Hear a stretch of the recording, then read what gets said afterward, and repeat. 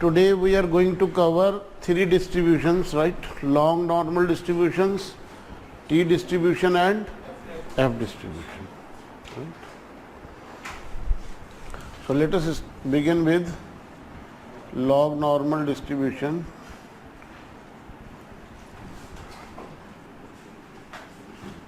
You have already met with this distribution in your CT1, chapter 15, right?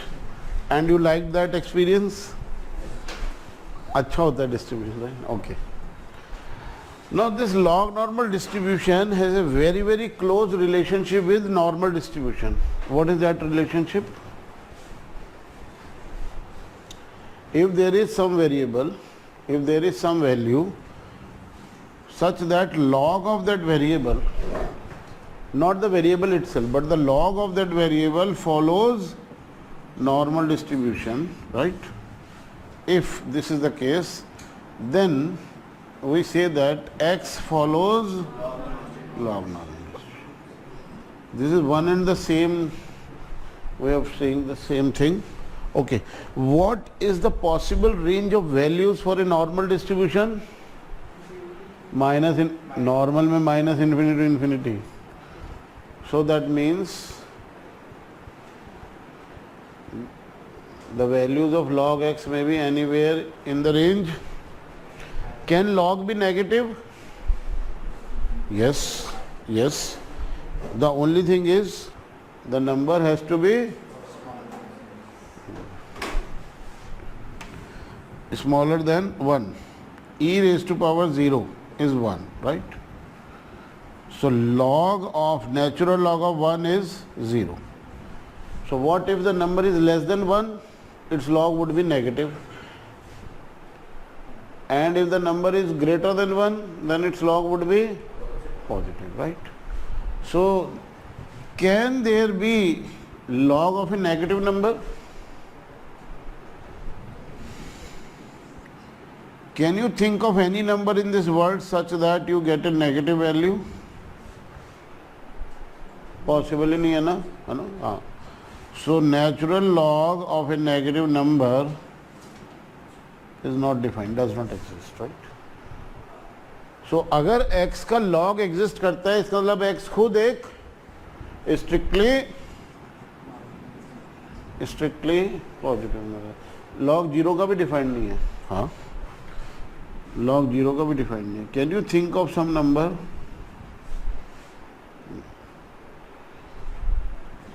अच्छा, इसके क्या लिखते हैं? Exactly, you never get a 0, you get closer and closer to 0, you don't get a 0, right? हाँ. So if you find log of a number which is closer to 0, then you can write minus infinity. But if the number is exact 0, then log is not defined. Then log is not defined, right? Clear? So log normal की range minus infinity to infinity नहीं होती. A log normal variable must strictly be greater than 1, right?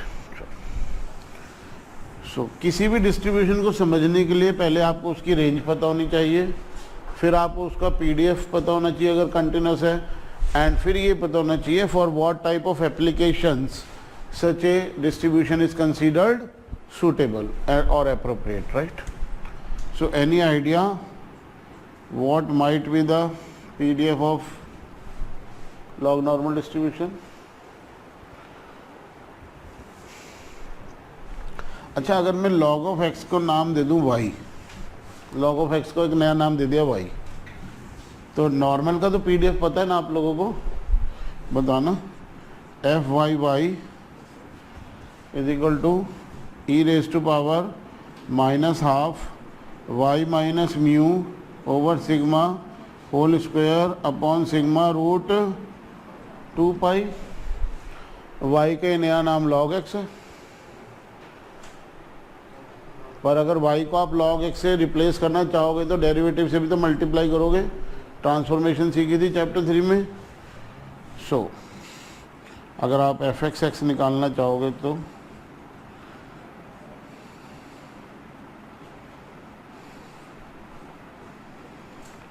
इतना काफ़ी नहीं है. एक काम रह गया, वो क्या? Derivative. So what is derivative of log of x? आ गया आपका पीडीएफ. ये आपका लॉग नॉर्मल का पीडीएफ. क्लियर हो गया?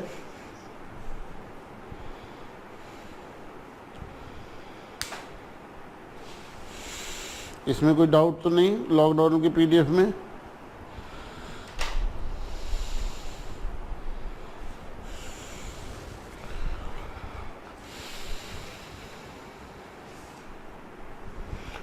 नेक्स्ट इशू ये आता है, क्या ये इंटीग्रेशन सॉल्व हो जाएगा? क्या इसका सीडीएफ क्लोज फॉर्म में एग्जिस्ट करता है? नॉर्मल का नहीं करता, ये भी नहीं करता, राइट? तो इसकी प्रोपर्टीज वगैरह कैसे निकालते हैं? Because of this connection properties बड़े आराम से निकल जाती हैं. सवाल ये बुक में से ले लेते हैं. W has a log normal distribution with parameters 5 and 6. ये क्वेश्चन में गिवन है. What is the probability that W is greater than 300? Right? तो हमें लॉग नॉर्मल डिस्ट्रीब्यूशन की टेबल्स हमारे पास नहीं है, पर हमें ये पता है कि अगर वेरिएबल का डिस्ट्रीब्यूशन लॉग नॉर्मल है तो उसके लॉग का डिस्ट्रीब्यूशन नॉर्मल होगा. तो हम पहले स्टेप में taking log both sides, right? पर अभी ये नॉर्मल बना, स्टैंडर्ड नॉर्मल नहीं बना. स्टैंडर्ड नॉर्मल बना देंगे तो फिर तो टेबल है हमारे पास. तो इसको स्टैंडर्ड नॉर्मल में कन्वर्ट करने के लिए मीन माइनस करना पड़ेगा. तो जो लेफ्ट हैंड साइड में करेंगे वो राइट हैंड साइड में भी करना पड़ेगा. ये हो गया स्टैंडर्ड नॉर्मल, जिसके लिए कॉमनली हम जेड यूज़ करते हैं.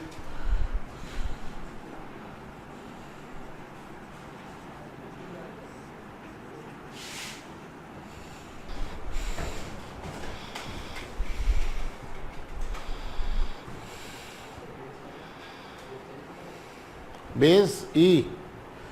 When we write ln, that means natural log. Natural log means base is E.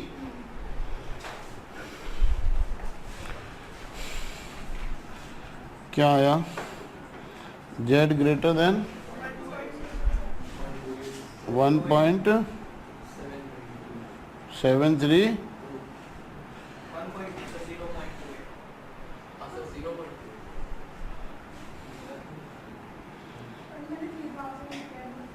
अच्छा, बुक में 3000.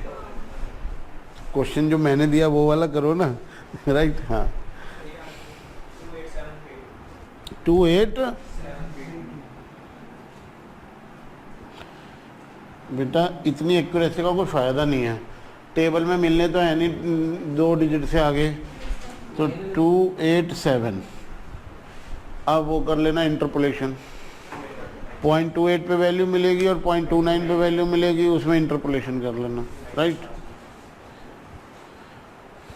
You are sure about interpolation? Next point is moments of moment. So next topic is moments of log normal. Moments means expectation of x. How will you find out expectation of x? Range starts from 0 to infinity. X into PDF of x. PDF में क्या पढ़ा अभी आपने? e raised to power minus half log of x minus mu upon sigma x sigma root 2 pi x cancels out. अब क्या करें, आगे कैसे प्रोसीड करें? बोलो, किसको बाहर निकाल लें?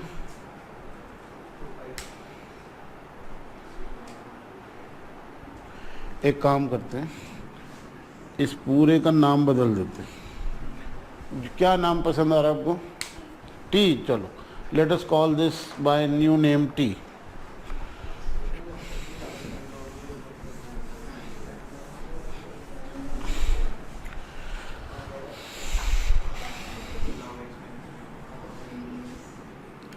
Let log of x minus mu upon sigma be called t. हाँ, so what does it mean? Log of x is mu plus sigma t, right? That means x can be replaced by mu plus sigma t, and dx would then be replaced by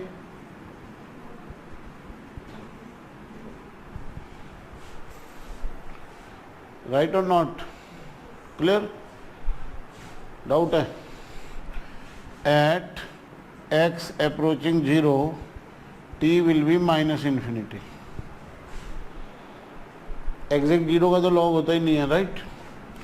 At x equal to infinity, t would also be infinity. So we have minus infinity to infinity e raised to power minus half t square upon sigma root 2 pi and dx replaced by sigma e raised to power mu plus sigma t dt. Sigma gets cancelled out. Now you have to do one thing. Perfect square complete करो. t square है, sigma t है, perfect square complete करो. e raised to power mu is constant और बाकी है क्या हमारे पास? e raised to power minus half t square minus 2 sigma.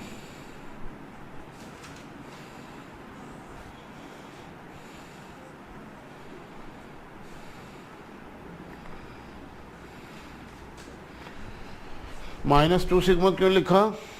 Minus half bracket के बाहर है ना कॉमन. हाँ, अब बताओ ये परफेक्ट स्क्वायर बनाने के लिए क्या करना पड़ेगा? सिग्मा स्क्वायर ऐड और सब्ट्रैक्ट करना पड़ेगा.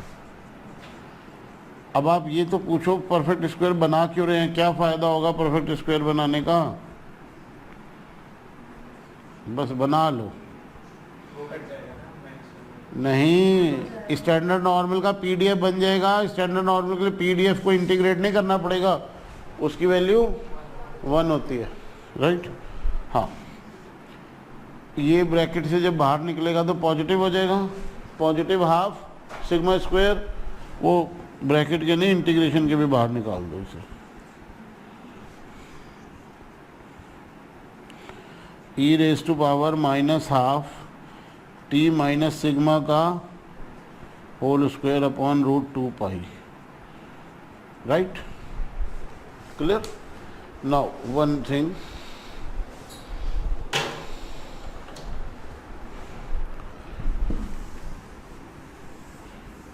suppose you have a variable by the name w with normal distribution. This pdf क्या होगा w का? What will be the pdf of w? हाँ, power minus half w minus, यही तो होगा. स्टैंडर्ड डेविएशन तो 1 है इसकी, मीन की जगह सिग्मा है ना, अपॉन रूट, और w की रेंज क्या होगी?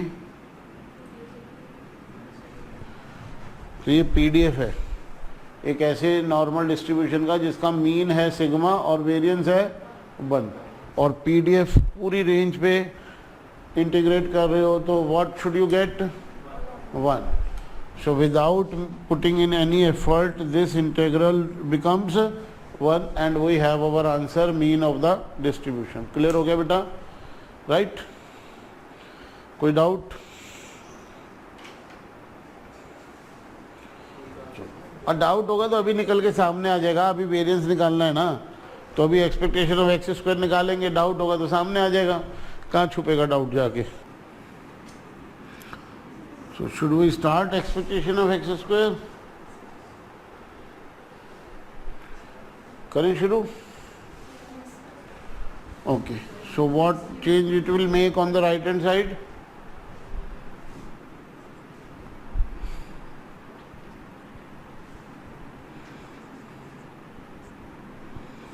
राइट? सो ये हो जाएगा. राइट? एक्स को इससे रिप्लेस करना है ना, और ये डेरिवेटिव में भी आ रही है ये टर्म, ये एक्स ही तो है, क्लियर। तो मतलब सिग्मा का स्क्वायर नहीं होगा सिर्फ, क्लियर हो गया पॉइंट। एक्स को रिप्लेस कर दिया e raise to power mu plus sigma t से, और डी एक्स को रिप्लेस कर दिया sigma times e raise to power mu plus sigma t से, तो e raise to power mu plus sigma t का स्क्वायर हो गया। गॉट इट, सिग्मा कट गया एज यूजुअल। अब हमारे पास क्या है, इसको जब आप खोलोगे बेटा तो क्या बनेगा बताना, e raise to power 2 mu plus 2 sigma t, तो 2 म्यू बाहर निकाल लो और 2 सिग्मा टी है तो वो ये राइट, क्लियर हो गया। आगे क्या करें, अब इसका परफेक्ट स्क्वायर कंप्लीट करने के लिए क्या ऐड और क्या सेपरेट करना पड़ेगा, नहीं 2 सिग्मा का स्क्वायर, 2 सिग्मा का स्क्वायर इज 4 सिग्मा स्क्वायर, तो 4 सिग्मा स्क्वायर ऐड करना पड़ेगा और 4 सिग्मा स्क्वायर ही सब्ट्रैक्ट करना पड़ेगा। अब जब ये टर्म ब्रैकेट से बाहर आएगी तो क्या हो जाएगा, -½ इंटू -4 +2, पहले हाफ सिग्मा स्क्वायर बाहर आया था, इस बार 2 सिग्मा स्क्वायर बाहर आया, और अंदर क्या बचा t माइनस। तो अगर ऐसा डिस्ट्रीब्यूशन हो तो पीडीएफ यही बनेगा ना, तो पीडीएफ की रेंज पूरी रेंज पे इंटीग्रेट कर दिया तो क्या आएगा 1। सो this is our final answer. Mu plus, sorry बेटा एक सेकंड, ये 2 म्यू था ना, हाँ 2 म्यू लिखने से रहेगा।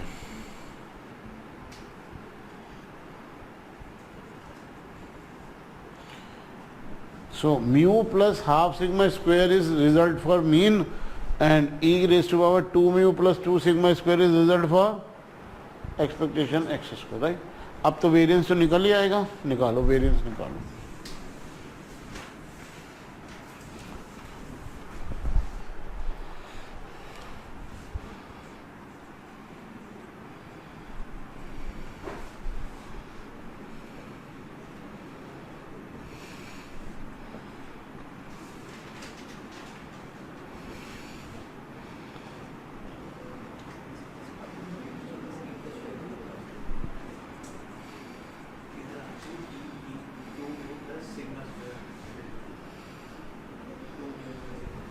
राइट, कॉमन आता है बेटा कुछ,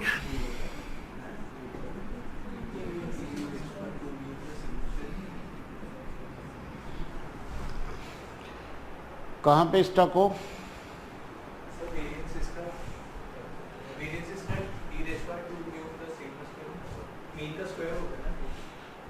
मीन का स्क्वायर वेरिएंस होता है, ऐसा तो नहीं होता।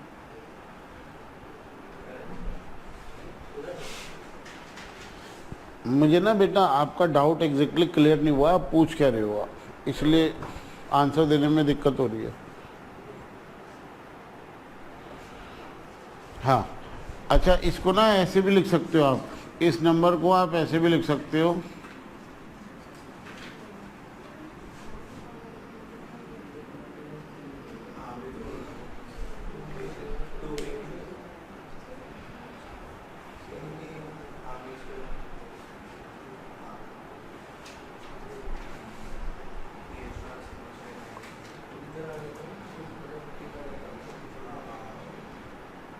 got it?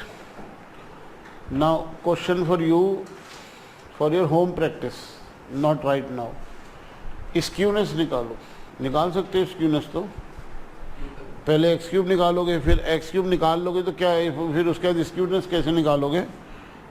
Skewness is μ3 which is m3 minus 3 m2 m1 plus 2 m1 cube. m3 क्या है, एक्सपेक्टेशन एक्स क्यूब, m2 क्या है, एक्सपेक्टेशन एक्स स्क्वायर, और m1 क्या है, एक्सपेक्टेशन एक्स, राइट। और आपको ये शो करना है बेटा कि इस डिस्ट्रीब्यूशन की स्क्यूनेस कभी भी नेगेटिव नहीं हो सकती। Log normal distribution is always positively skewed no matter what the value of the parameters are. आप म्यू और सिग्मा स्क्वायर जो इसके दो पैरामीटर हैं उनकी जो मर्जी वैल्यू ले लो, स्क्यूनेस हमेशा पॉजिटिव आएगी, कभी नेगेटिव स्क्यूनेस नहीं आ सकती इसके अंदर। तो ये आपका होम टास्क हो गया, राइट। अब हम कर क्या रहे हैं आगे, वो सिचुएशंस जहां हम इस डिस्ट्रीब्यूशन को यूज़ करते हैं, जहां हम इस डिस्ट्रीब्यूशन को यूज़ करते हैं, उससे पहले आप क्वेश्चन नंबर 24 कर लो, wrap of question number 24, then we pay our attention to applications of log normal distribution.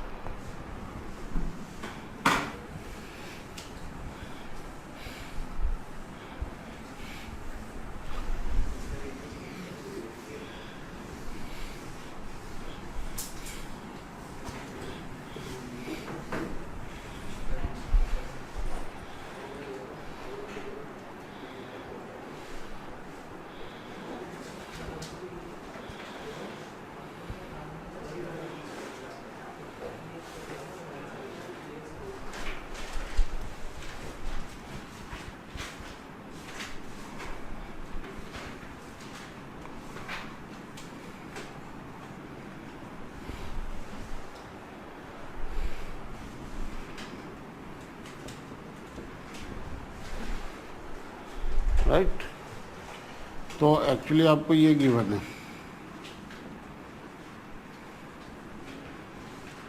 Right. और वेरिएंस के फार्मूले को भी मैंने कहा था ना, आप ऐसे भी लिख सकते हो।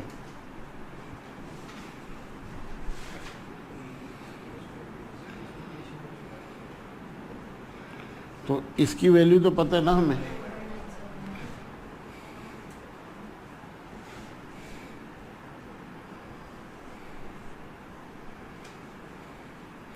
इसको भी इधर ले आओ, right.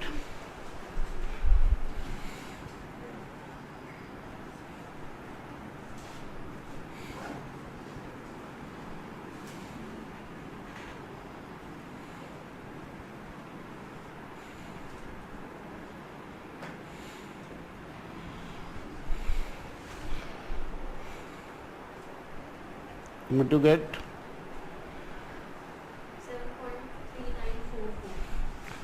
7.3944, which implies that mu must be log of 9.97 minus half of 7.3944.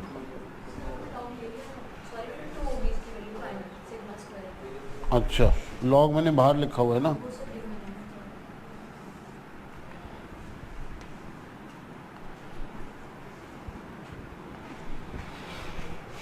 right? Log of 9.97 would be 1.3 approx. अच्छा, पूरा फाइनल आंसर बोल रहे हो, क्लियर हो गया? Okay, now log normal distribution की एप्लीकेशंस, लॉग नॉर्मल डिस्ट्रीब्यूशन की applications.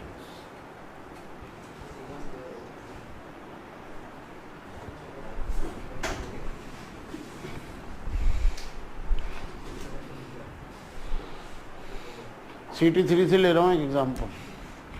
Amount that you get after p years n years is always dependent upon the principal that you invested right at the start, right or not?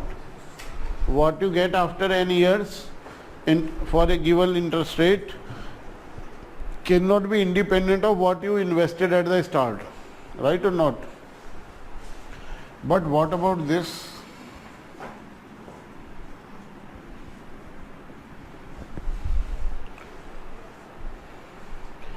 Whenever you are calculating returns, there are always two options. You can calculate absolute return. इतने मिले, इतने लगाए थे, this is called absolute return. मेरा पैसा कितना बढ़ गया, 2 करोड़ का खरीदा था ये मकान, आज 3 करोड़ का बेच दिया, तो कितना कमा लिया, 1 करोड़ कमा लिया।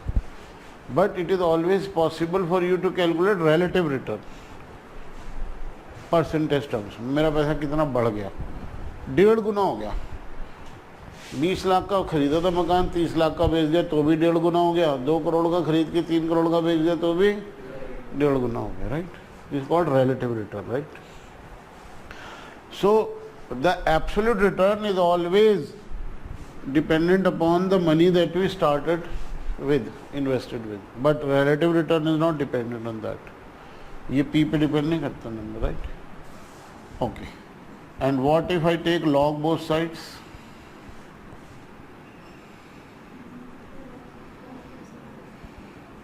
बस इसी को नाम देना था डेल्टा, यहीं से पैदा हुआ है डेल्टा। रिलेटिव रिटर्न सारे फाइनेंशियल थ्योरी रिलेटिव रिटर्न पे चलती है, एब्सोल्यूट रिटर्न पे नहीं चलती, राइट? इसको नाम दे दिया delta.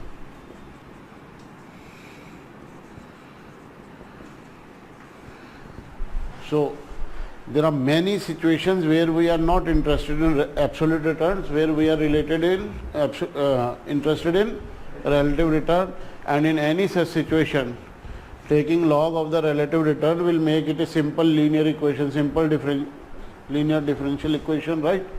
That is very convenient for application and modeling purposes. ये linear equation बन गई, right? And in any such situation log normal model is used. तो आपने कभी ध्यान नहीं दिया 1 plus I follows log normal model means log of 1 plus I follows, मतलब delta is normally distributed. Force of interest delta is normally distributed, ये question होता था आपका, तो डेल्टा से भी हो जाते हैं वो सारे क्वेश्चन, डेल्टा में कन्वर्ट करके, बल्कि उल्टा आसानी से हो जाते, कम लगती है, एफर्ट कम लगता है, कैलकुलेशन कम होती है। Got it? तो हर ऐसी बड़ी सारी फील्ड होती हैं, जैसे इन्फ्लेशन की बात करते हैं, right? Nobody is interested in absolute inflation, we are always interested in relative inflation, right? जैसे रेट ऑफ इंटरेस्ट और फोर्स ऑफ इंटरेस्ट में अभी आपने रिलेशन देखा ना, वैसे ही same relation rate of inflation और फोर्स ऑफ इन्फ्लेशन में होता है। रेट ऑफ इंटरेस्ट ये, इसका लॉग ले लो तो फोर्स ऑफ इंटरेस्ट। ऐसे रेट ऑफ इन्फ्लेशन क्या होती है? Retail price index at time t minus retail price index at time t minus 1 divided by retail price index at time t minus 1. This is called rate of inflation. Let us use f for this retail rate of inflation, right? So what will be 1 plus f? उधर भी 1 add करके LCM ले लो, सिर्फ ये रहेगा, सिर्फ ये रहेगा। तो रिलेटिव प्राइस लेवल रहेगा, एब्सोल्यूट से रिलेटिव पे आ गए, इसका लॉग ले लो, ये क्या बन गया? Force of inflation. जब आप CT6 पढ़ोगे, जब आप और CT8 पढ़ोगे, आप देखोगे it is so convenient to model and this is so difficult to model. Model बनाने में बहुत आसान है। इसका नाम डाल दो force of inflation, capital I stands for force of inflation, right? So log normal model is very widely used in the world of finance, right? बहुत काम आने वाला है आपको। क्लियर? ये तो मैं फाइनेंस साइड से एग्जांपल ले रहा था, अब मैं मॉडलिंग साइड से एग्जांपल लेता हूँ, right? There are many situations where we know that the variable we are interested in, the variable we are trying to model can never have a negative value. जैसे actuarial salary, अच्छा नौकरी चाहिए, कल से बताओ कितने पैसे दोगे मुझे, आ जाना ऑफिस, राइट? होती है एक्चुअली सैलरी नेगेटिव हो सकती है? नहीं। So there are certain variables which can never have a negative value, right?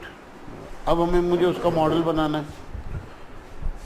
So why I set a model, why I analyse past data, find model parameter, complicated equations बन रही हैं।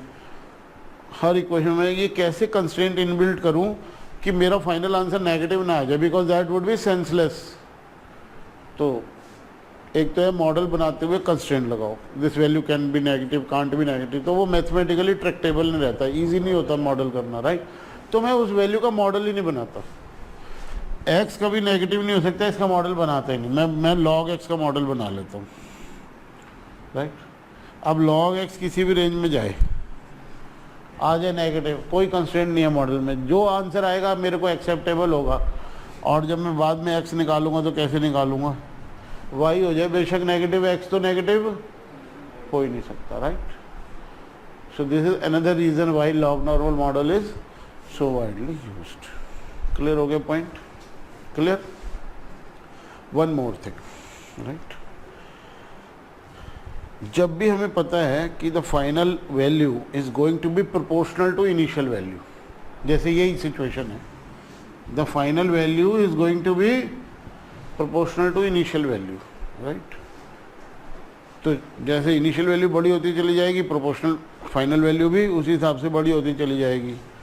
सो we will end up with a situation where we have very long tail distribution. मुझे अब इसकी skewness कम करनी है, log ले लो, when final value is going to be proportional to the initial value, the log values would be independent of initial values. यही जो करके दिखा है, log values would be independent of the initial values and they would more or less have a normal behavior, उनका normal distributed behavior होगा, and that is so easy and convenient to model, right. So these are the three reasons why you take log.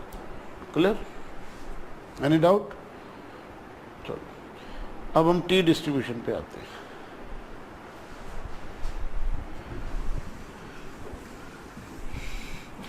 T distribution practical application के लिए कम और statistical theory को complete करने के लिए ज़्यादा यूजफुल है। There will be very few real life situations where you will find probabilities being calculated from T distribution. It often arises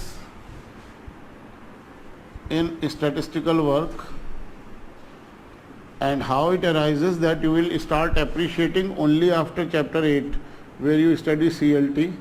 Then after that you start doing hypothesis testing, then you will appreciate the importance of T, right. Right now we are only saying this, that if you have a standard normal distribution, and you also have a chi-square variable, let us call it by any name x, right, and then you find another number y by dividing z with the root of chi-square divided by the degree of freedom, right. Then this ratio, standard normal variable divided by root of chi-square by v becomes t with v degrees of freedom. ये T distribution बन जाता है, right. सुनने में अजीब, एक जगह नहीं हजारों जगह लगेगी। CLT तो पढ़ लो पहले, CLT से के बाद आप मुझसे पूछना, मैं आपको कई एग्जाम्पल दे पाऊंगा, कम से कम 10-12 एग्जाम्पल तो मैं दे दूंगा। I am confident of that, but not before CLT। I would not attempt that, मैं आपको कंफ्यूज करना नहीं चाहता। CLT के बाद बात करते हैं।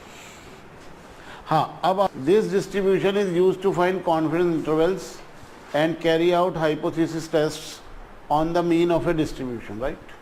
We will meet it again in chapter 9, 11 and 12। तो इसका मतलब प्रैक्टिकल यूटिलिटी तो आपको तभी समझ में आएगी, राइट।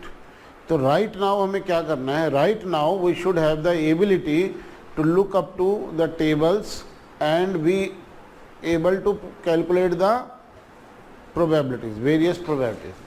तो उसके लिए हम 25th क्वेश्चन कर लेते हैं। What is the chance that a T distributed random variable with 15 degrees of freedom is less than 1.341?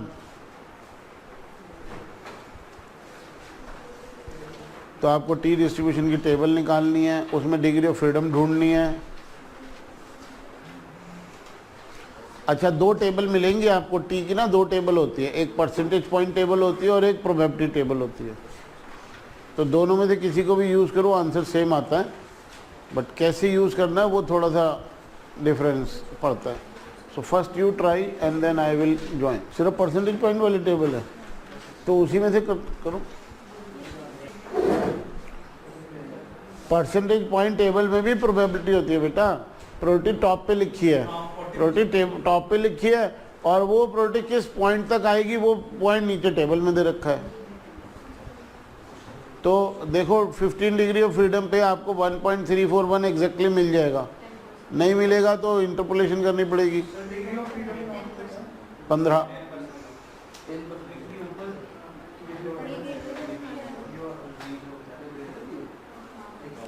Right, तो 50 बिल्कुल ठीक 10% आ गई एग्जैक्ट, है ना, उन्होंने ढूंढ के वो पॉइंट दिया है, पर वो ग्रेटर देन किया लेस देन किया। देखो टेबल के ऊपर जो ग्राफ बना उसमें शेड किस तरफ हो रही है, ग्रेटर की है, और आपको क्वेश्चन में ग्रेटर देन की नहीं पूछी है।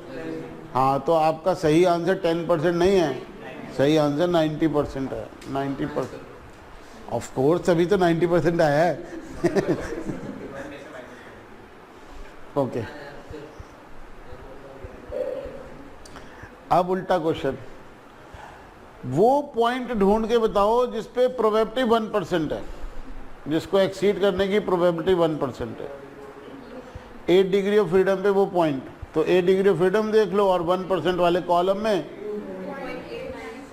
2.896, ए की वैल्यू आ गई 2.896। अच्छा, अगर ये ग्रेटर की जगह लेस कर देता तो निकाल नहीं पाते आप, क्योंकि 99 परसेंटेज पॉइंट दे नहीं रखे, दे रखे नहीं दे रखे, 40% तक ही दे रखे, 99 परसेंटेज पॉइंट दे नहीं रखा। तो अगर इसमें लेस देन ए पूछ लेता तो हम नहीं निकाल पाते। हाँ, लेस देन ए करके वो 0.99 दे देता तो ग्रेटर देन ए की फिर तो निकाल लेते। तो लोअर टेल हाइपोथेसिस टेस्टिंग में कॉन्फिडेंस इंटरवल बनाते हुए काम नहीं आती ज़्यादा, इसलिए नहीं दे रहे। चलो, ये निकाल लोगे, नेगेटिव वैल्यू का निकाल लोगे, है उसमें नेगेटिव वैल्यू उस टेबल में कहीं?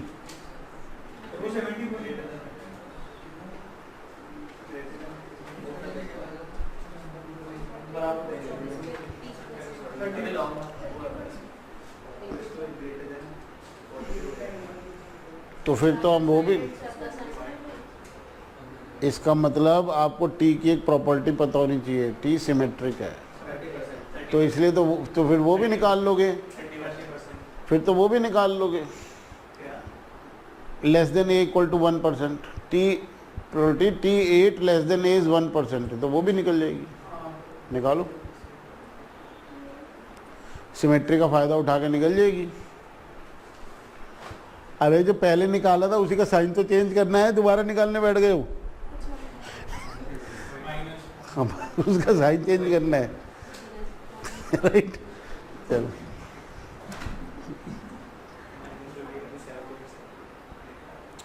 हो गया क्लियर? कोई डाउट? टी डिस्ट्रीब्यूशन की टेबल बड़ी कन्वीनियंटली बनी हुई है। चलो, अब अगला डिस्ट्रीब्यूशन, ये भी चैप्टर 9, 10, 11, 12 में ही काम आएगा और वहीं पता चलेगा ये कितना काम का है। हाँ, इन एडिशन ये डिस्ट्रीब्यूशन चैप्टर 14 में भी बहुत काम आएगा। F distribution, it is basically ratio of two independent chi-square variables. A ratio of two independent chi-square variables. If you have two independent random variables x and y, where both of them have a chi-square distribution with different degrees of freedom. x एक chi-square variable है जिसकी degree of freedom n1 है, y भी एक chi-square distribution है जिसकी degree of freedom n2 है। तो x divided by n1 and y divided by n2, जब आप इनकी रेशियो लोगे तो जो नया डिस्ट्रीब्यूशन आएगा वो f डिस्ट्रीब्यूशन कहलाएगा। हाँ, और इसका पीडीएफ देखने में बहुत ही सिंपल लगता है। राइट, हाँ, gamma function at n1 plus n2 by 2 and divided by gamma function at n1 by 2 and gamma function by n2 by 2, n1 by n2 whole raised to power n1 by n2, x raised to power n1 by 2 minus 1 तो है, मतलब बहुत simple सा है। Right, हाँ, हम इसकी derivation try भी नहीं करने वाले। चलो, नहीं बेटा, एफ डिस्ट्रीब्यूशन के मोमेंट्स भी हमारे सिलेबस में नहीं है। नहीं, क्या लिखा हुआ है? Once again it is simply to नाइट मेरिश to calculate probabilities by integrating this PDF. We find probabilities. ये बेटा बनाते हैं तो ऐसे लग रहा है जैसे अभी भी काम चल रहा हो, कंटिन्यूअस प्रोसेस हो.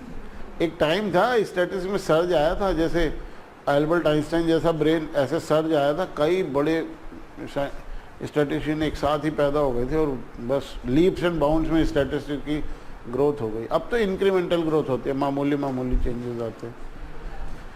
So you know the statistician who figured out the properties of T distribution, right? He never used to write his name. He used to call himself student, and this distribution is known by the name student's T distribution. वो अपना real name use नहीं करता था. उसने इतनी बड़ी बड़ी किताबें लिखी हैं स्टैटिस्टिक्स पे, प्रोबेबिलिटी पे. He would only write student.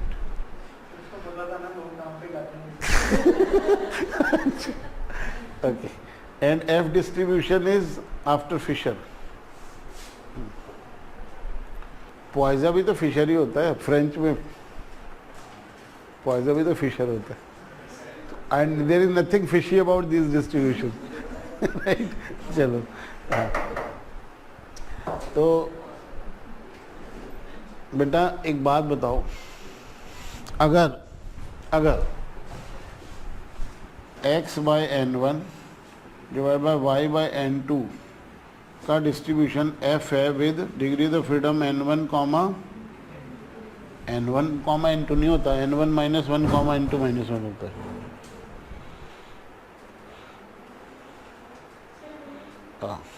अच्छा, वो सैंपल साइज में होता है. अच्छा, अगर मैंने ये ले लिया होता तो क्या होता डिस्ट्रीब्यूशन? तो भी f होता. क्लियर? तो मतलब f n2 comma n1 is same as, ये रिजल्ट बड़ा काम आता है हमारे. अगर अपर टेल वैल्यूज पता है, रेसिप्रोकल कर दो, लोअर टेल वैल्यू मिल जाएगी. तो एक ही टेल का डिस्ट्रीब्यूशन बनाया हुआ है, डिसिमेट्रिक नहीं है, फिर भी काम चल जाता है. रेसिप्रोकल लेने से काम चल जाता है, राइट.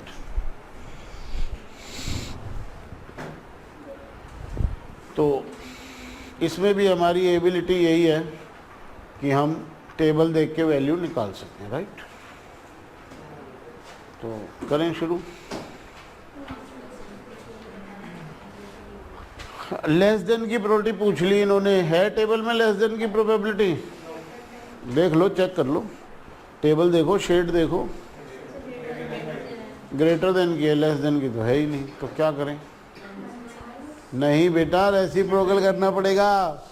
सिमेट्रिक नहीं है ये, रेसिप्रोकल करना पड़ेगा.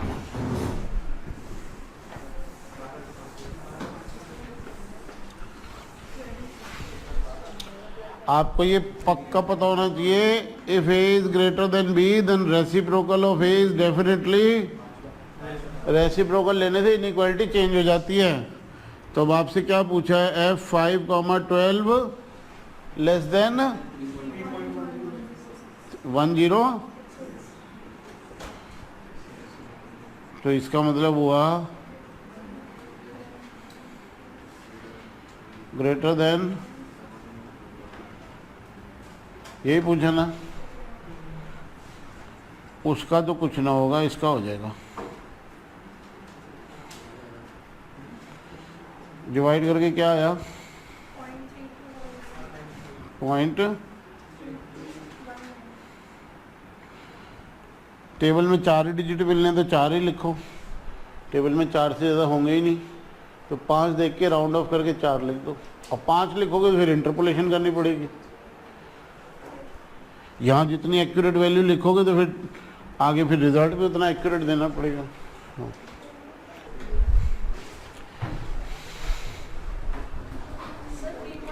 तो एक सेकंड में, हाँ, तो फिर 1 में से माइनस कर लेते हैं.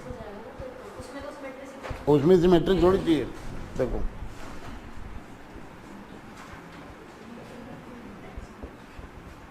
इसके लिए थोड़ी सिमेट्री चाहिए।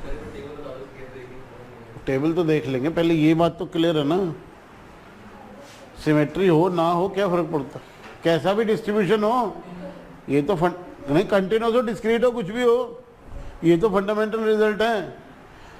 या तो वैल्यू ए से बड़ी होगी या नहीं तो ए से छोटी होगी, राइट, क्लियर, ये तो फंडामेंटल रिजल्ट है ना। तो अभी पहले ये राइट टेल टेबल दे रखी है, लेफ्ट टेल दे नहीं रखी, पहले इसको निपटा लें। 1 माइनस प्रोबेबिलिटी, चलो अब क्या करना है बेटा आपको, सुनो, ये n1 है, टेबल में लिखा है n1 कहाँ दे रखा है, कॉलम में या रो में, रो में दे रखा है, तो टॉप रो में से 5 देखना है। ये n2 है, ये हाँ एक्सट्रीम लेफ्ट कॉलम में से देखना है, तो वो कॉलम जिसके टॉप पे 5 लिखा है और वो रो जो 12 से शुरू हो रही है उसके इंटरसेक्शन वाली वैल्यू देखो। नहीं, वो आप कौन सी 10% वाली टेबल देख रहे हो, 5% वाली देख रहे हो, 2%, किसी ना किसी एक टेबल में ये वैल्यू मिलेगी आपको। 5% वाली टेबल में ये वैल्यू मिल गई, आ गया, हमको सब में देखनी पड़ेगी और क्या, हमें कोई एडवांस में थोड़ी पता होगा कौन सी टेबल में मिलने वाली है वैल्यू। हाँ ग्रेटर देन की शेड देखो ना, शेड किधर है, पूछी तो लेस देन है ना उसने, पूछी लेस देन है। क्लियर हो गया पॉइंट, इसे लॉक कर दिया जाए, सबको क्लियर है। सेकंड पार्ट देखते हैं। हाँ बेटा,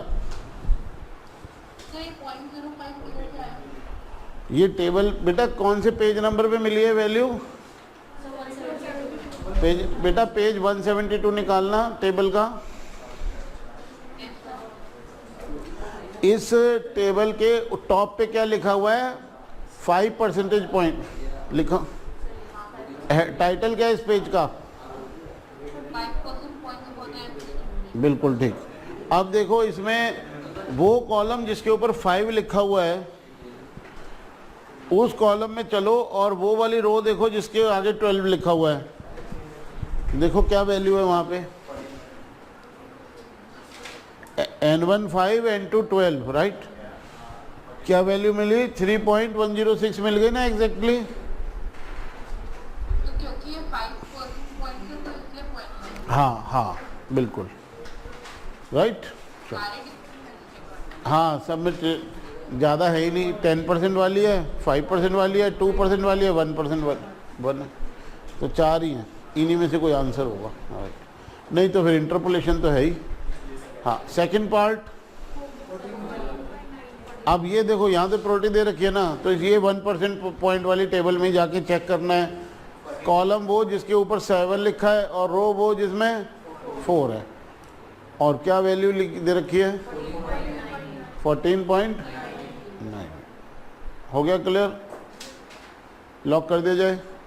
एक दो क्वेश्चन मैं दे देता हूँ अपने तरफ से, नहीं दूँ,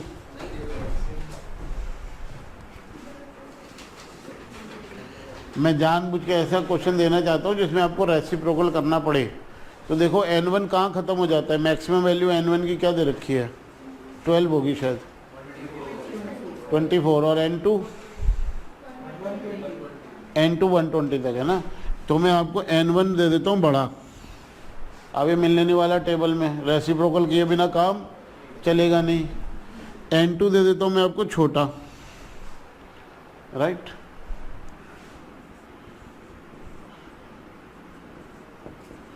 बताओ ए, बताओ फाइंड ए।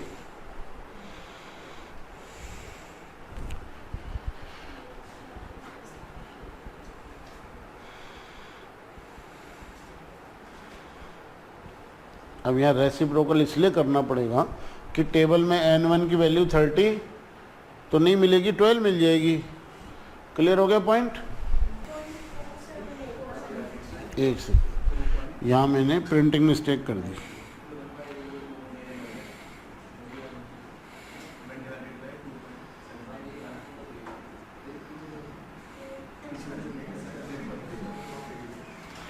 हाँ बेटा, टेबल में क्या वैल्यू मिली? आप रेसिप्रोकल करके बता रहे हो या टेबल वाली वैल्यू बता रहे हो? हाँ, so it implies that 1/a must be 2 point, तो a मस्ट बी, एक डिजिट तो और बता दो, बस तो बता दो। हाँ ठीक, चलो। हाँ बेटा, क्लियर है ये पॉइंट? लॉक कर दिया जाए फिर। इस चैप्टर में अब कुछ बचा नहीं है, सब कवर हो गया। अच्छा, बीटा कर लेते हैं। मैं थोड़ा एफ की एक दो प्रैक्टिस और कराना चाह रहा था। एफ और टी की प्रैक्टिस कर लेते हैं थोड़ी। मैं एक सेकंड क्वेश्चन निकाल रहा हूँ। हाँ चलो, लिखो लिखो लिखो लिखो।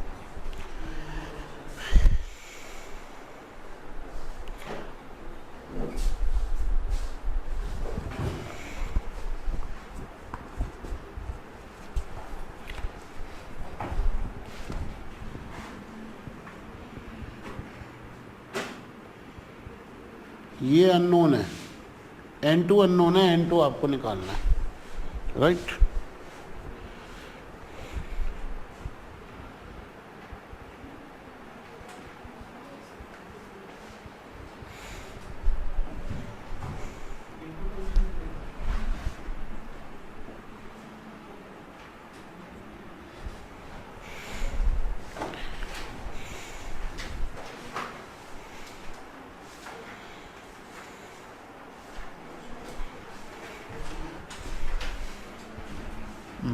ये क्वेश्चन बनाते हुए मिस्टेक हो गई। अब ठीक है, अब ठीक है। n1 निकालना है। हाँ, क्वेश्चन बनाते हुए मिस्टेक हो गई थी थोड़ी सी। Find n1, find n1 such that probability of a f variable with n1, 1 degrees of freedom being less than 0.1629 is 2.5%.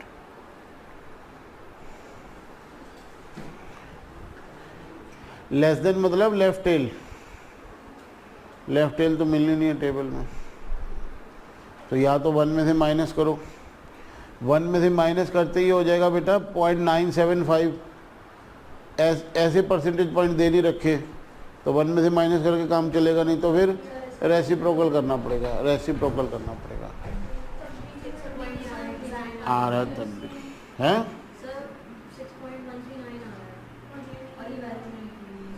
6.139 आ रहा है। ऐसे कैसे हो गया? अरे नहीं भाई, मैंने तो कैलकुलेटर खोल के एग्जैक्ट वैल्यू लेके डिवाइड करके क्वेश्चन बनाया, ऐसे थोड़ी बनाया है। नहीं, या तो मैं टाइपिंग में कोई एरर हुई है मेरे से।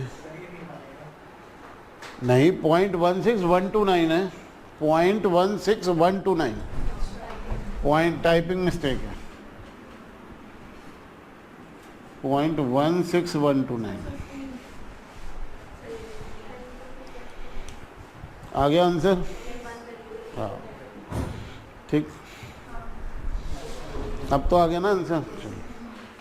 तो क्वेश्चन सही बनाया था, टाइपिंग मिस्टेक हो गई।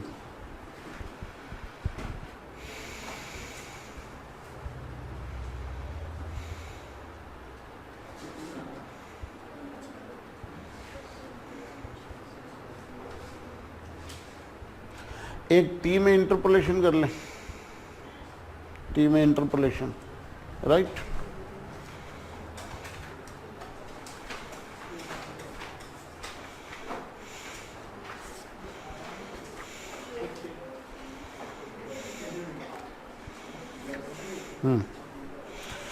चलो जी, टी में इंटरपोलेशन करते हैं।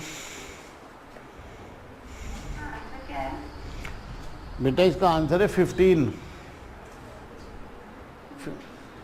हाँ, जब आपने इसका रेसिप्रोकल किया तो वो रेसिप्रोकल करके आ गया 0.6.20, ये आ गया। और अब आप 2.5% वाली टेबल पे जाओ, पेज नंबर 173 पे, राइट? तो V1 तो आपको पता है, डिग्री ऑफ फ्रीडम 1, और वैल्यू आपको ढूंढनी है 6.2, वो आपको वहाँ मिलती है जहाँ V2 की वैल्यू 15 है, राइट। एक और क्वेश्चन बनाएं, एक और बना देते हैं।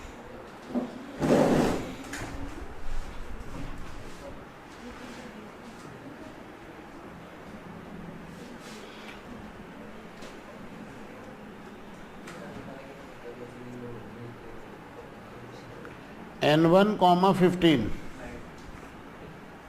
N1 comma 15 less than 0.32679774।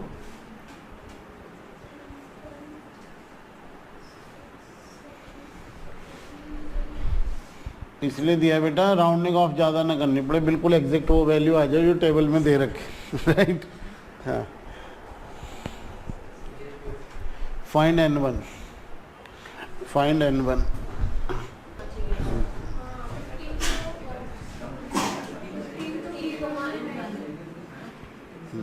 ठीक, अब ठीक।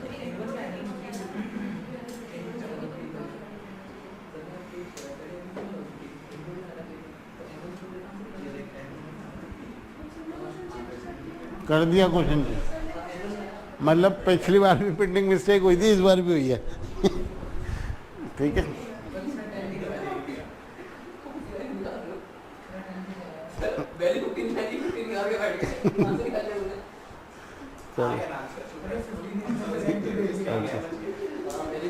चलो अब तो आ गया ना N2 = 10।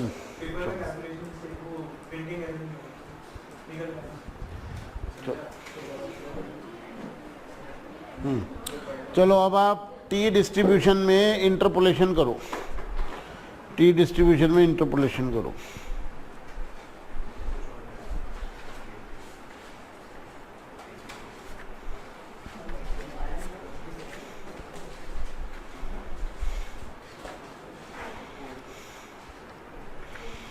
टी एफ के बाद दे रखा है, इसमें कहाँ है, इस टेबल में तो फिर है,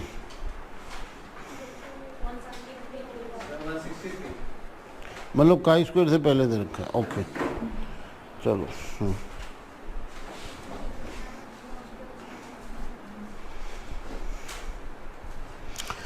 what is the probability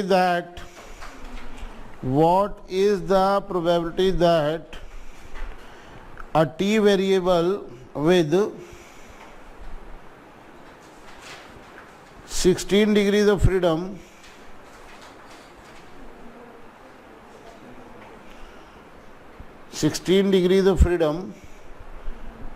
is greater than 3,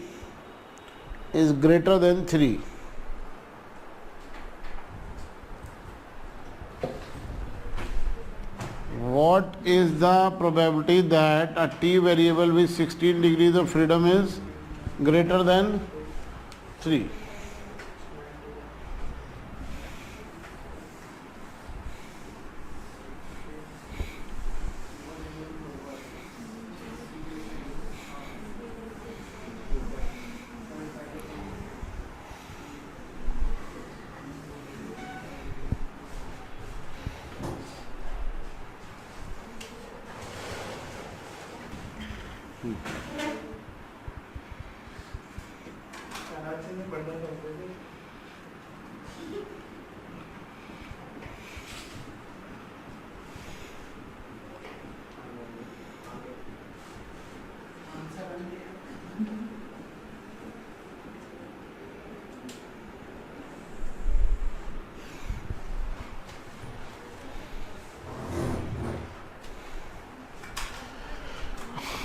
आपको टेबल में ये मिलेगा बेटा 2.921 कि क्या है पॉइंट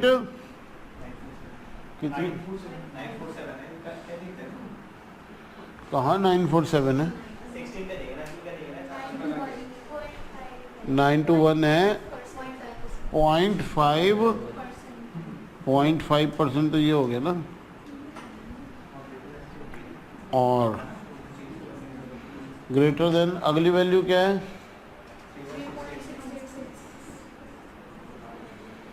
इस पे कितनी है? अब इन दोनों पॉइंट्स के बीच में आपको इंटरपोलेशन करनी है, राइट?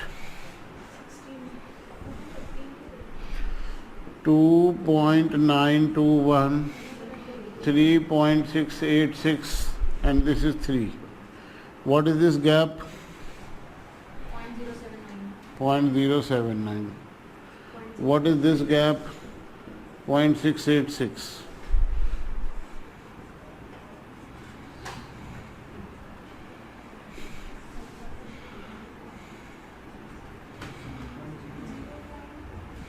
क्या आया डिवाइड करके? नहीं, पहले आप मुझे इसकी वैल्यू बताओ ना, जो मैं पूछ रहा हूँ।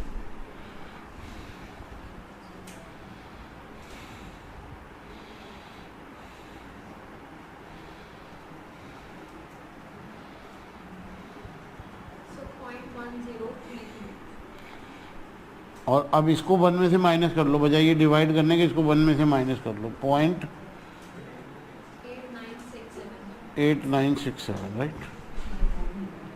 This multiplied by this and this multiplied by this. Section formula. So 0.4587%. 0.4587%. Clear? ऐसे करते हैं इंटरपोलेशन। क्लियर? कोई डाउट? चलो, m/n की रेशियो में डिवाइड करता है, ये m/m+n ले लिया, वो n/m+n ले लिया, राइट? चलो, इंटरपोलेशन क्लियर हो गई। Now, why is it said that beta distribution is a very versatile distribution? ऐसा हम क्यों कहते हैं, राइट?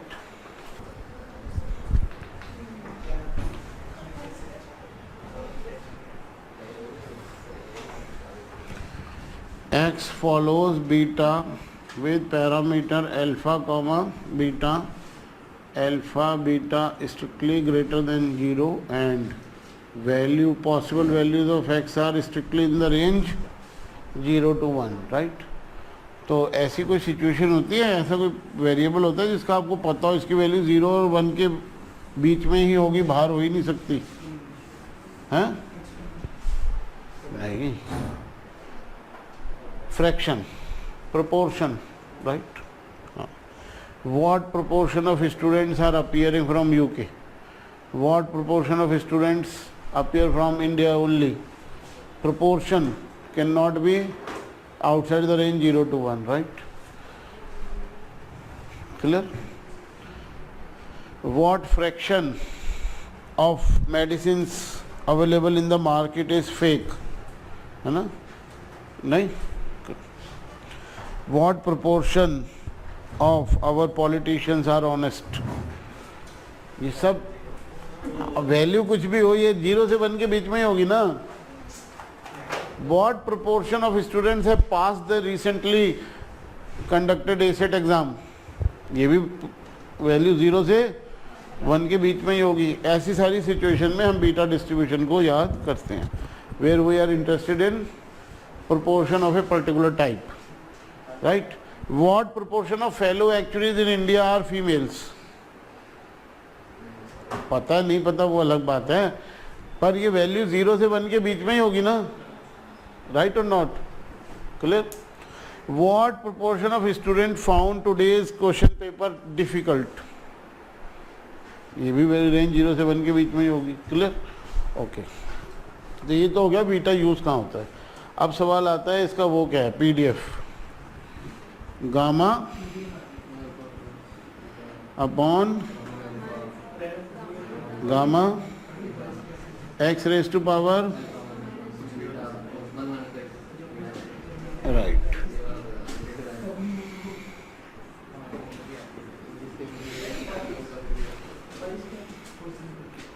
अब देखो आगे की बात, ठीक है बेटा, अगर x की वैल्यू एग्जैक्टली 0.5 है, राइट, तो 1 माइनस एक्स की वैल्यू भी एग्जैक्टली 0.5 है ना? तो बेसिकली x लिखो या 1 माइनस एक्स लिखो, एक ही बात है, और उसकी पावर फिर ये हो गई है, ये तो है सिमेट्री। पर अगर x ग्रेटर देन 0.5 है तो 1 माइनस एक्स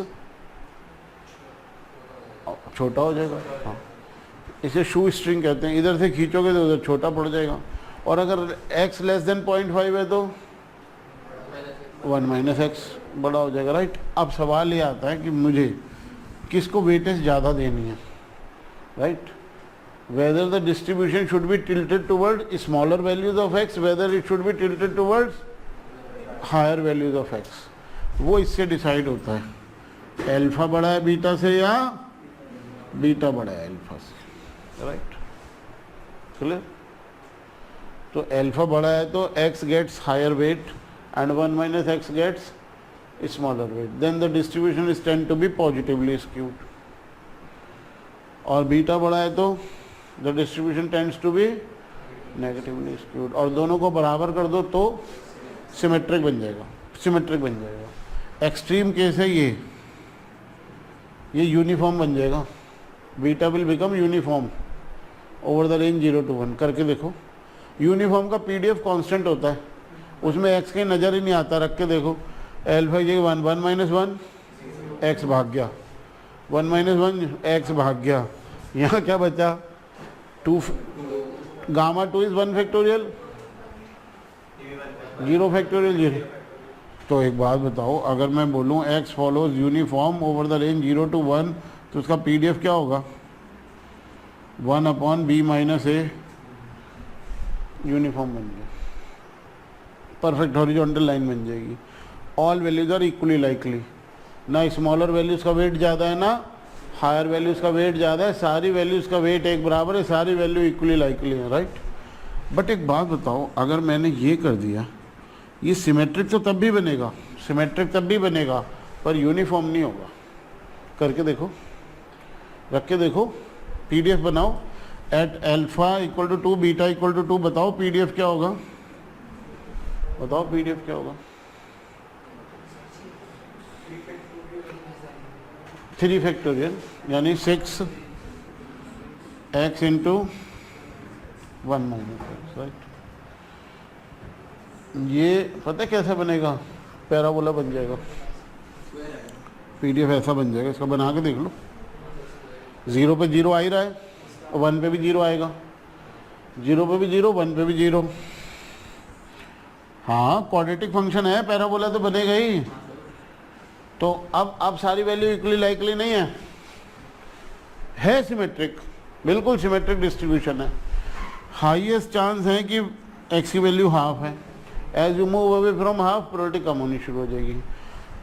इसमें भी बिल्कुल परफेक्ट सिमेट्री आएगी, परफेक्ट सिमेट्री आएगी, बना के देख लो, परफेक्ट सिमेट्री आएगी। X square into 1 minus x का होल स्क्वायर, डिग्री हो गई 4, नहीं है तो पैराबोला ही, डिग्री हो गई 4। तो ये लीनर पैराबोला बनेगा, लीन हो जाएगा, पतला हो जाएगा, ज़्यादा हाइट तक जाएगा, लीन होता जाएगा, right. Area under the curve तब भी 1 रहेगा, लीन हो जाएगा। तो सिमेट्रिक अभी भी है पर इसका बल्ज बीच में बढ़ता चला जा रहा है, बेल शेप की तरफ अप्रोच करता चला जा रहा है, राइट।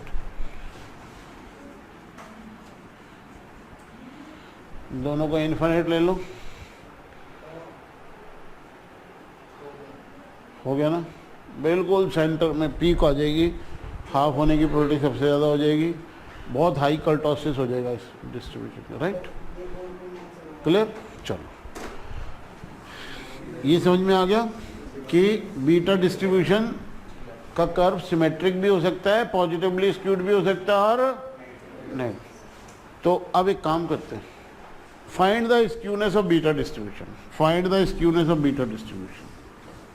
चलो निकालो, कुछ ज़्यादा दे दिया काम। मीन तो निकाला था लास्ट क्लास में, नहीं घर पे निकाला था पक्का।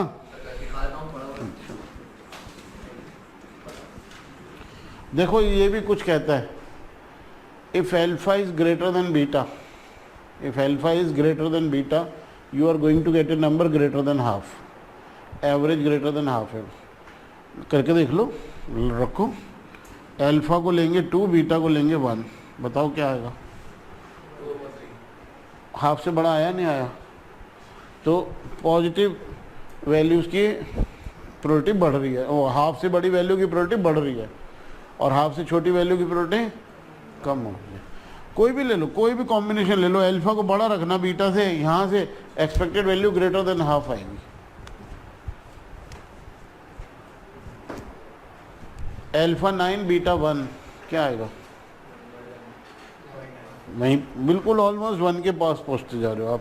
जितना आप अल्फा का वेट बढ़ाते चले जाओगे, जितना अल्फा बढ़, सिर्फ इतना ही काफ़ी है ये बताने के लिए, अल्फा बढ़ाते जाओ, डिस्ट्रीब्यूशन ऐसे शिफ्ट होता जाएगा, डिस्ट्रीब्यूशन ऐसे शिफ्ट होता चला जाएगा।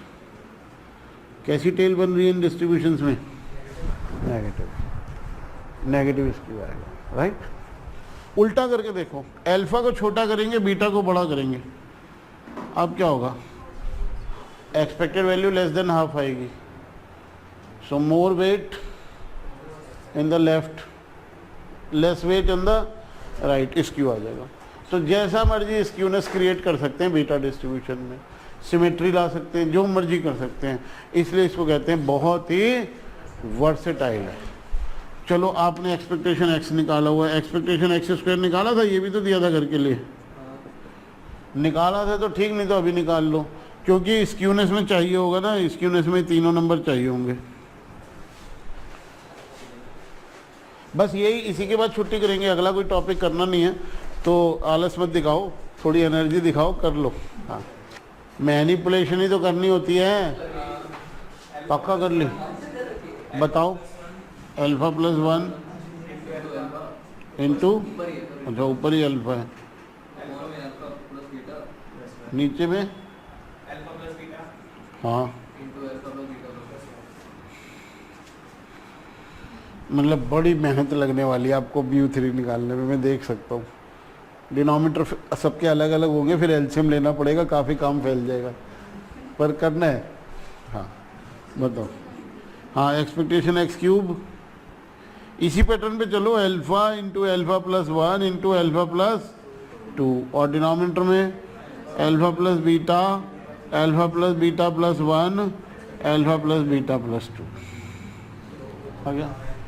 अब आपको निकालना है mu3, this is m1, this is m2, this is m3, and mu3 is m3 minus 3 m2 m1 plus 2 m1 cube.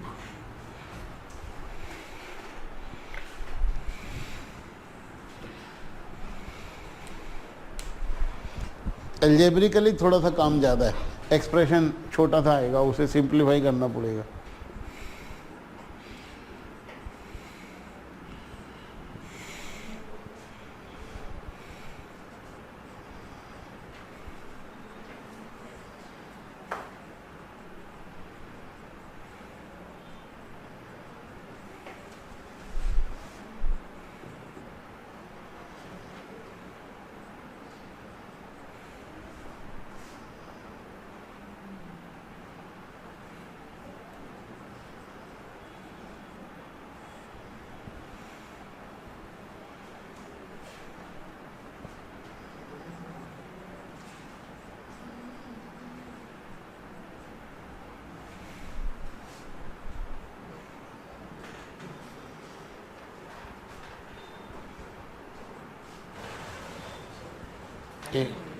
हाँ हाँ है ना, हाँ हाँ बिल्कुल। हाँ, एक कॉमन ले लिया ना, जिससे थोड़ा सा तो काम आसान हो।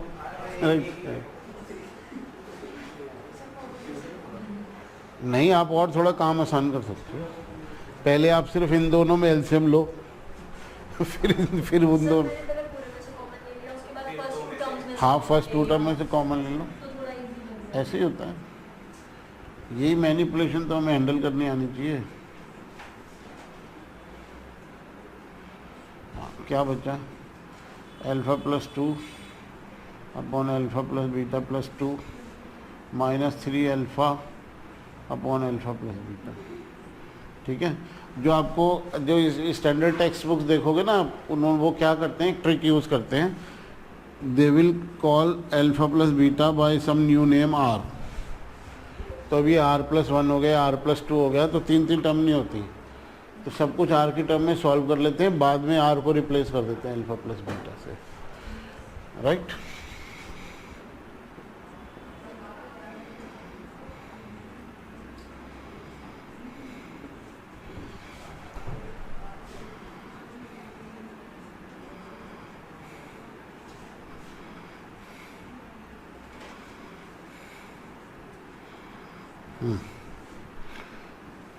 अब तो ले ही लो एलसीएम अंदर.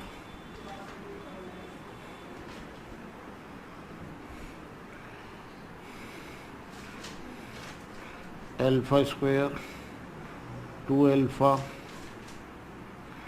Alpha beta 2 beta -3 alpha square -3 alpha beta -6 alpha.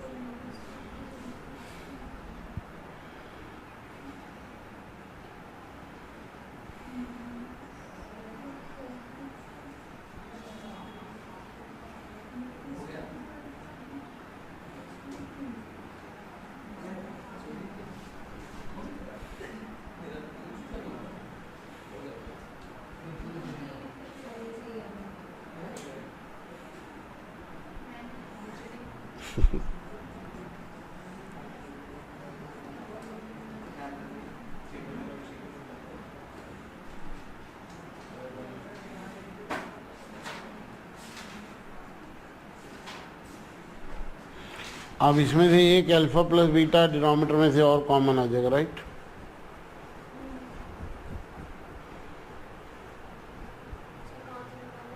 ये ना, इसमें भी अल्फा प्लस बीटा, इसमें भी अल्फा प्लस बीटा, एक अल्फा प्लस बीटा और कॉमन आ. 2 अल्फा बीटा, हाँ, हो divided by alpha plus beta का होल क्यूब. हाँ, ठीक है. अब इसको पूरे को डिवाइड करना पड़ेगा स्टैंडर्ड डेविएशन के. हाँ ठीक है, आ जाएगा बेटा.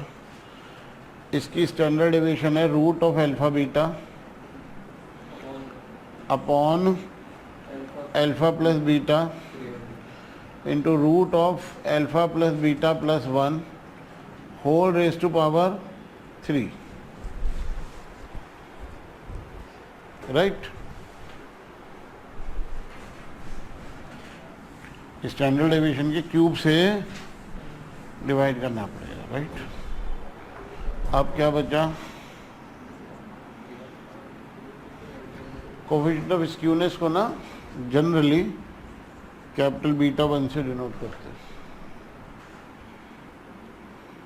नहीं, ये तो सर हम गामा 1 निकाल रहे हैं. So 2 alpha beta into beta minus alpha whole divided by alpha plus beta का cube alpha plus beta plus 1 alpha plus beta plus 2 whole divided by alpha plus beta, alpha beta into root of alpha beta. यही तो आएगा ना, जब इसकी power 3 करोगे तो पूरा कैंसिल हो जाएगा. ठीक है. और अल्फा प्लस बीटा का क्यूब, ये पूरा कैंसिल हो जाएगा. Alpha plus beta plus 1 into root of alpha plus beta plus 1, ये पूरा भी कैंसिल हो जाएगा. तो हाँ, पीछे यही आंसर दे रखा है, twice of beta minus alpha, right, divided by alpha plus beta plus 2 multiplied by root of alpha plus beta plus 1 upon alpha beta. यही दे रखा है, कोफिशिएंट ऑफ स्क्यूनेस यही दे रखा है। तो आपकी मेहनत सफल रही और आपने बिल्कुल सही निकाला, ठीक है। तो इससे क्या पता चलता है, ये नंबर बहुत इम्पॉर्टेंट है ना। अल्फा और बीटा को इक्वल सेट कर दो, नो मैटर जो मर्जी वैल्यू दे दो उन्हें, फ्रैक्शन में दे दो, हाँ कुछ भी दे दो, तो सिमेट्रिक डिस्ट्रीब्यूशन ही बनेगा, तब तो सिमेट्रिक ही बनेगा, राइट। बीटा बड़ा होगा तो पॉजिटिव स्क्यूनेस, बीटा छोटा होगा तो negative skewness. Clear? With that the class is over.